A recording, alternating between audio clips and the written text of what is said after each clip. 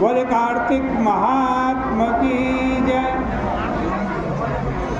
पतित पावनी कलिमल हारिणी मंगलकारिणी मोक्षदायिनी माँ गंगा मैया का ये पवित्रतम तीर्थ हर की पैड़ी ब्रह्मकुंड है। कार्तिक का पावन महीना है। आज चतुर्थी की तिथि है, जिसे करवा चौथ के नाम से भी जानते हैं। कार्तिक महत्व में इसकी क्या कथा आई है, इसकी चर्चा आपके सामने प्रारंभ कर रहे हैं। नारद उवाच, नारद जी पूछ रहे हैं कि स्नानं दानं च पूजां च वंदनं च तथैव च विष्णुस्तथान्य देवानां सविशेषमुदाहृतम्। नारद जी कह रहे हैं, पृथु नाम के राजा,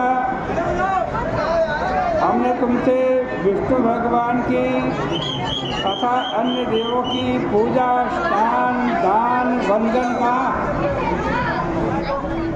पति जी बोले, हमने विष्णु जी की पूजा सुनी, परंतु और भी देवों के व्रत कहो।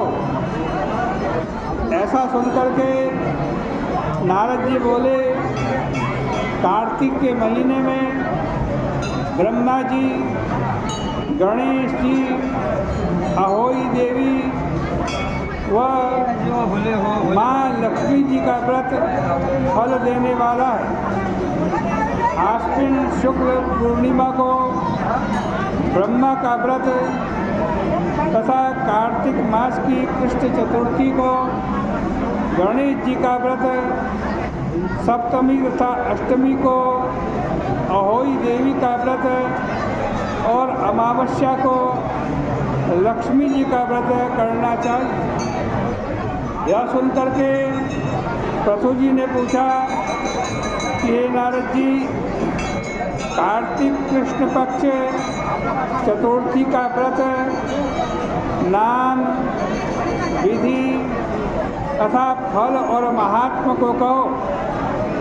ऐसे सुनकर के नारद जी बोले, हे राजन सुनो, मनोवांछित फल देने वाली, अति पवित्र, पाप नाश करने वाली तथा पुण्य बढ़ाने वाली कथा को कहता हूँ। जो पापों से छूटना चाहे वह कार्तिक कृष्ण चतुर्थी का व्रत करे। स्त्री हो या पुरुष, इस व्रत को अवश्य करना चाहिए। विधवा, सावित्री, कुमारी, प्रौढ़ा, बाला, कन्या, 8 वर्ष से ज़्यादा विवाहिता आदि कोई भी इस व्रत को न छोड़े। जो विधि पूर्वक इस करवा चौथ के व्रत को करता है वो स्त्री विधवा नहीं होती। कुमारी लड़की करती है तो उत्तम पति को प्राप्त करती है। हे राजन, एकाग्र चित्त होकर के सुनो। तृतीया के दिन से ही नियम प्रारंभ करना चाहिए। तृतीया में सिर से स्नान करें, रात्रि में भोजन, फिर दातुन करके सुख से सोएं। चतुर्थी तिथि में विधि पूर्वक गंगा जी में, नदी आदि में स्नान करें, गहना कपड़ा पहने, फिर शाम को महोत्सव करें। नारद जी पृथु जी से चौथ का उत्सव कहते हैं।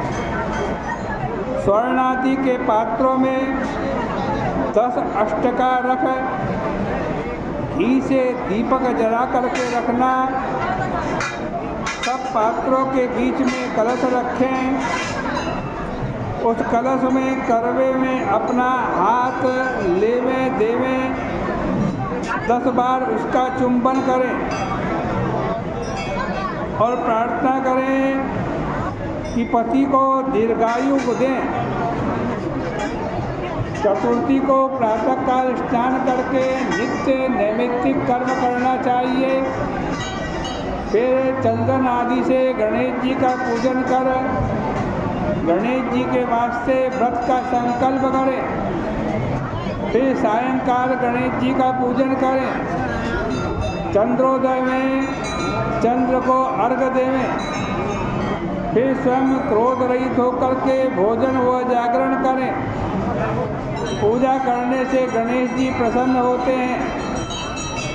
गणेश जी के मंत्र को पढ़ें, प्रदक्षिणा करें।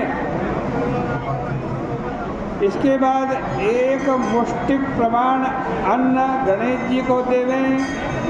शेष कुल वृद्धाओं को देवें। नववधू के व्रत ग्रहण में विशेषता सुनो। 10 अष्टका आदि दक्षिणा युक्त देने का कृत्य आज कहाँ है? सब स्त्री सब कामना देने वाला करवा आज अपनी सौभाग्यवती स्त्रियों को कुल वृद्धाओं को देवें। दीपक का दान करें। आज इच्छा पूर्वक है करवा, हे देवी लो हमारे ऊपर गणेश जी प्रसन्न रहें। फिर ये गुरुओं तथा ब्राह्मणों को अथवा कुल वृद्धाओं को देवें। फिर ब्राह्मणों से कथा सुने। चंद्रोदय होने में चंद्र को अर्घ्य देवें। फिर दानपूर्वक भोजन करें।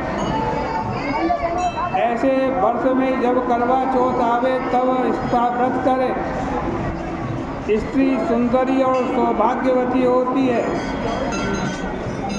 इसमें स्त्रियों को यह व्रत नहीं छोड़ना चाहिए। तो जी पूछते हैं कि 12 महीने में गणेश का व्रत समान है, कार्तिक में स्त्रियों को ये विशेष कैसे है और इसको पहले किसने किया, मृत्युलोक में ये कैसे प्रकाशित हुआ, कृपा करके बतलाएं।